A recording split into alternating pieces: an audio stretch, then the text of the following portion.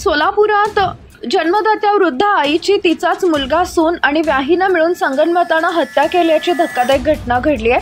लक्ष्मी उर्फ शोभा नारायण महाडिक वय वर्ष 62 असं खून झालेल्या वृद्ध आईचं नाव आहे। मुंगशी तालुका माढा इथं ही घटना घडली आहे। याबाबत मारुती रामा रेवडे यांनी दिलेल्या फिर्यादीवरून मयताचा मुलगा दत्तात्रय नारायण महाडिक, सून रजनी दत्तात्रय महाडिक, व्याही धर्मराज बागल, राहणार ब्रह्मगाव, तालुका परंडा, जिल्हा धाराशिव या तिघांवर गुन्हा दाखल झालाय। वृद्ध लक्ष्मी उर्फ शोभा महाडिक यांची गावात 8 एकर शेतजमीन आहे। मृत लक्ष्मी यांना एक मुलगा आणि मुलगी आहे। मुलगी कल्पना धनाजी ढेरे ही विवाहित असून सध्या ती परदेशी ऑस्ट्रिया या देशात नोकरीनिमित्त व्यवसायास आहे।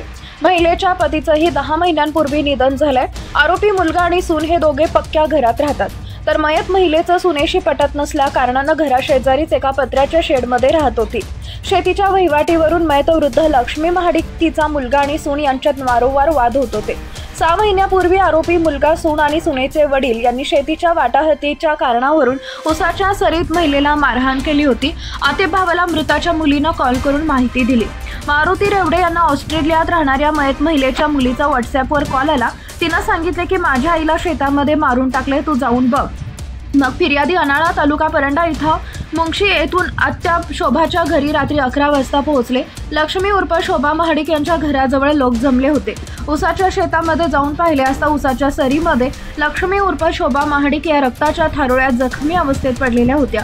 तिच्या डोक्यातून रक्त येत होते। तिचा गळा कपड्यानं आवळलेला होता आणि तोंडावर डोक्यात दगडानं मारल्याच्या खुणा होत्या असं फिर्यादीत नमूद करण्यात आलंय।